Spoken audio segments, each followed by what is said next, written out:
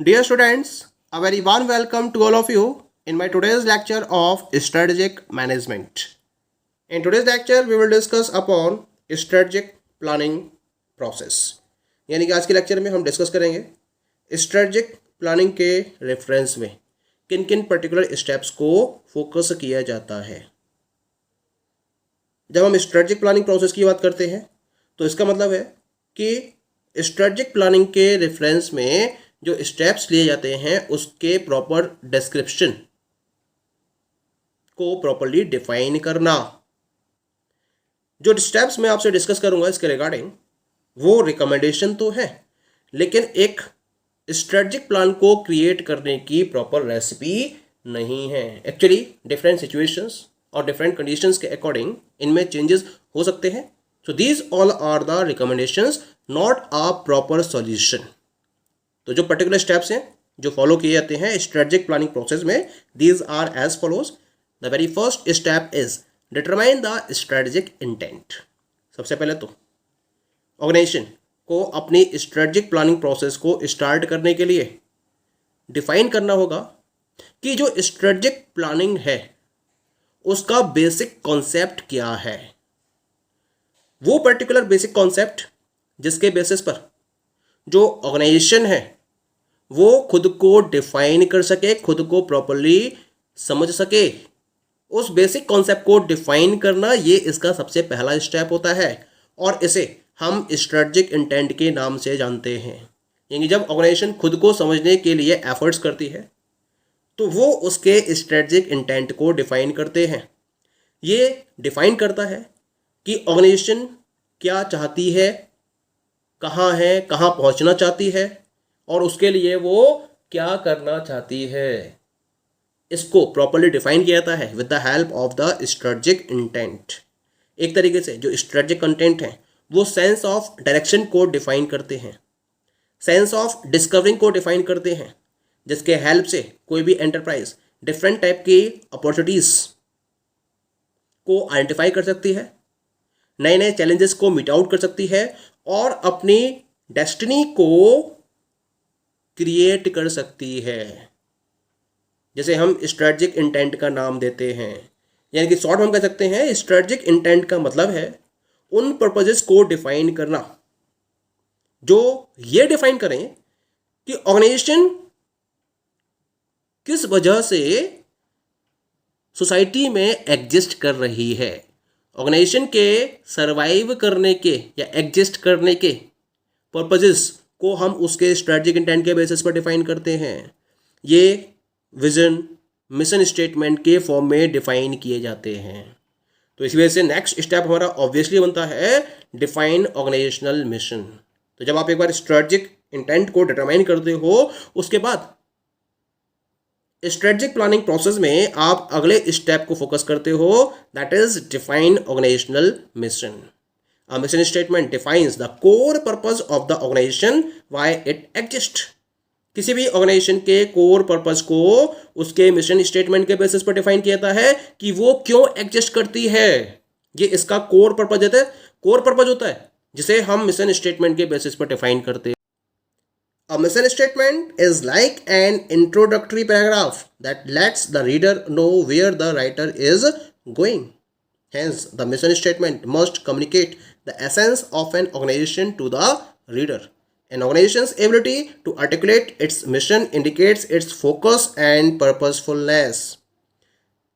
जब किसी राइटर के द्वारा बुक को लिखा जाता है और जब आप उस बुक को स्टडी करते हैं तो जिस तरीके से उसके इंट्रोडक्टरी पैराग्राफ को पढ़ने के बाद आपको समझ में आ जाता है कि राइटर कहाँ जा रहा है, ऐसे ही मिशन स्टेटमेंट किसी भी ऑर्गेनाइजेशन के रिलेशन में उसके इंट्रोडक्टरी पैराग्राफ की तरह वर्कआउट करता है, जिसके बेसिस पर कोई भी ये समझ सकता है कि ऑर्गेनाइजेशन किस डायरेक्शन में मूव कर रही है। कुल मिला के जो मिशन स्टेटमेंट होता है वो ऑर्गेनाइजेशन के एसेंस को प्रॉपरली कम्युनिकेट करता है टू इट्स पब्लिक या टू इट्स स्टेक होल्डर्स। ये ऑर्गेनाइजेशन की उस एबिलिटी को डिफाइन करता है जिसके बेसिस पर कोई भी ऑर्गेनाइजेशन अपने फोकस और पर्पसफुलनेस को प्रॉपरली डिफाइन कर रही होती है, जिसे हम उसके मिशन स्टेटमेंट के नाम से जानते हैं।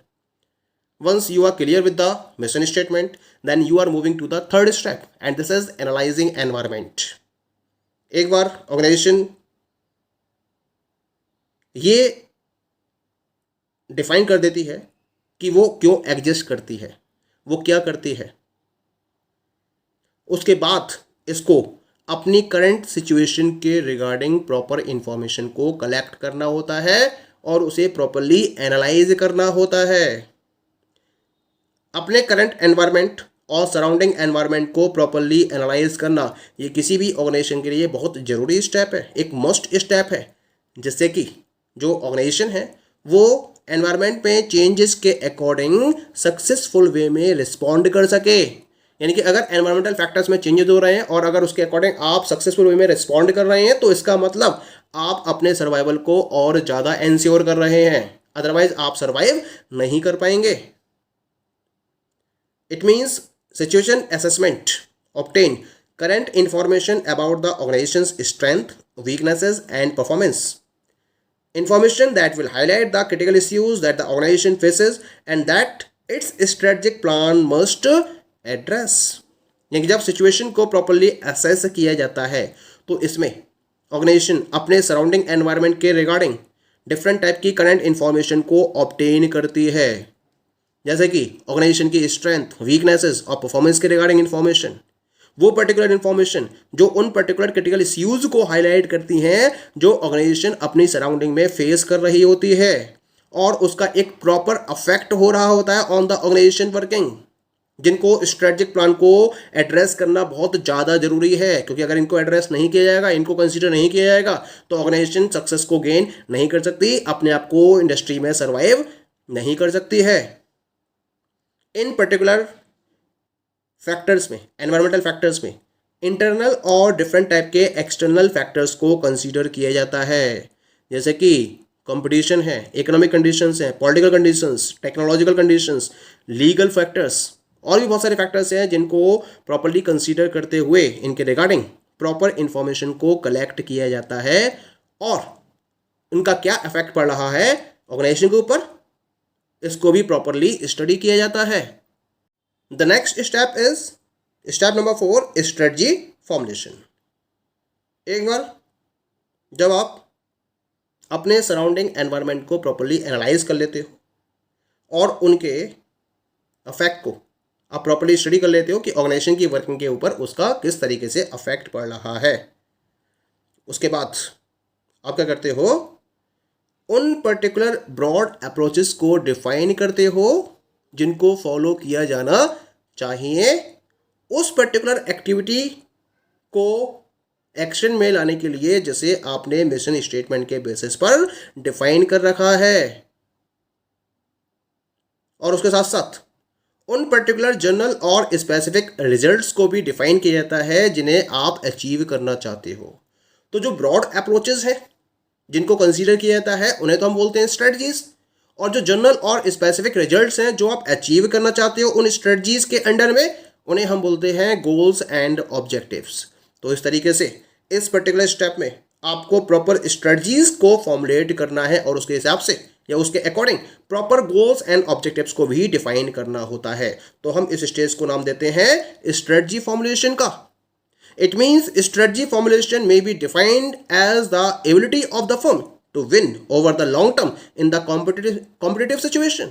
That is to obtain the competitive advantage. यानी कि competitive situation में लॉन्ग टर्म में फर्म की एबिलिटी को डिफाइन किया जाता है स्ट्रेटजी फॉर्मुलेशन के बेसिस पर। किस तरीके से लॉन्ग टर्म में फर्म कॉम्पिटिटिव एडवांटेज को गेन करेगी, उसके रिगार्डिंग हम स्ट्रेटजी फॉर्मुलेशन के स्टेप को फोकस करते हैं, क्योंकि यही वो कॉम्पिटिटिव एडवांटेज है जिसके बेसिस पर जो ऑर्गेनाइजेशन है वो अपने कॉम्पिटिटर्स के कंपैरिजन में एक प्रॉपर एडवांटेज को गेन कर सकती है, जिसे हम कंपैरेटिव एडवांटेज का नाम देते हैं। यानी कि ये वो पर्टिकुलर एडवांटेज है जिसके बेसिस पर जो फर्म है वो अपने कॉम्पिटिटर से डिफरेंट टाइप की एक्टिविटीज़ को डिफरेंट और बेटर वे में कर रही होगी। जब तक वो ऐसा नहीं कर पाएगी तब तक वो अपने आप को सक्सेसफुल वे में प्रेजेंट नहीं कर पाएगी। तो एक कॉम्पिटिटिव एडवांटेज को गेन करना बहुत जरूरी है, और इस कॉम्पिटिटिव एडवांटेज को गेन करने के लिए ही स्ट्रेटजीज को फॉर्मुलेट किया जाता है। यानी कि स्ट्रेटजी फॉर्मुलेशन में आपको वो पर्टिकुलर डायरेक्शन मिलती है जिसके बेसिस पर आप इस पर्टिकुलर कॉम्पिटिटिव एडवांटेज को गेन कर सकते हो। डिफरेंट टाइप के जेनेरिक कॉम्पिटिटिव एडवांटेजेस स्ट्रेटजीज हैं जिसको अडॉप्ट किया जा सकता है बाय द ऑर्गेनाइजेशन, जैसे कि कॉस्ट लीडरशिप है, डिफरेंशिएशन है, नीश स्ट्रेटजी है।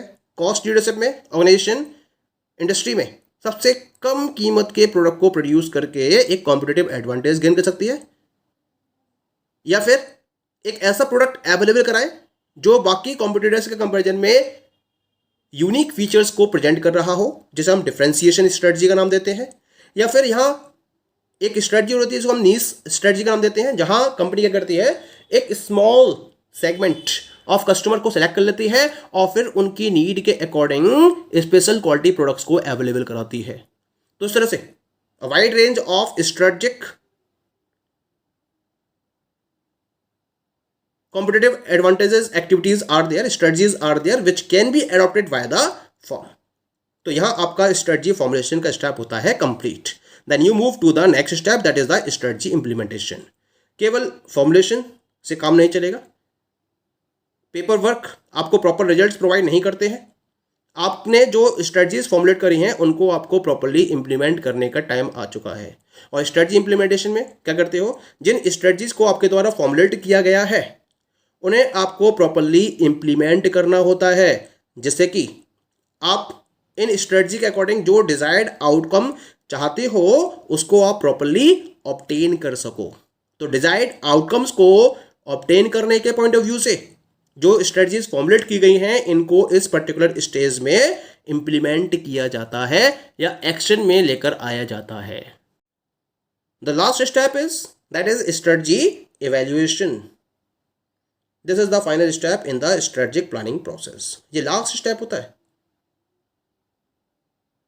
और इसका मेन पर्पज क्या है, स्ट्रेटजी के रिगार्डिंग, यानी जो स्ट्रेटजी आपने इंप्लीमेंट की है उसके रिगार्डिंग आपके पास जो आउटकम्स ऑब्टेन हुए हैं उसको फोकस करते हुए फीडबैक को प्रॉपरली जनरेट करना। फीडबैक को आपने जनरेट कर लिया, फीडबैक को जनरेट करने के बाद उसको प्रॉपरली एनालाइज किया जाता है कि भाई जो डिजायर्ड आउटकम्स थे आपके, क्या एक्चुअल आउटकम उससे मैच कर रहे हैं। अगर एक्चुअल आउटकम्स डिजायर्ड आउटकम से मैच कर रहे हैं इसका मतलब your strategy is going in the right direction, your working according to strategy is going in the right direction. लेकिन अगर आपके जो रिक्वायर्ड एंड रिजल्ट्स हैं वो अगर ऑब्टेन नहीं हो पाते हैं तो ये स्टेप सजेस्ट करता है कि एंड रिजल्ट्स को मीट करने के लिए आपको ऑल्टरनेटिव स्ट्रेटजीज को फोकस किया जाना चाहिए। या फिर अगर आपको लगता है कि एक मॉडिफिकेशन को फॉलो करने से आप डिजायर्ड रिजल्ट्स को ऑब्टेन कर सकते हो तो वो मॉडिफिकेशंस भी फॉलो किए जा सकते हैं। लेकिन अगर उन मॉडिफिकेशन से काम नहीं चलता है तो फिर उस केस में आपको ऑल्टरनेटिव स्ट्रेटजीज को प्रॉपरली फोकस करना होता है जिससे कि आप अपने एंड रिजल्ट्स को प्रॉपरली मीट आउट कर सको। तो हम इस स्टेप को नाम देते हैं स्ट्रेटजी इवैल्यूएशन का। So these all are the different steps involved in strategic planning formulation. Okay, thank you.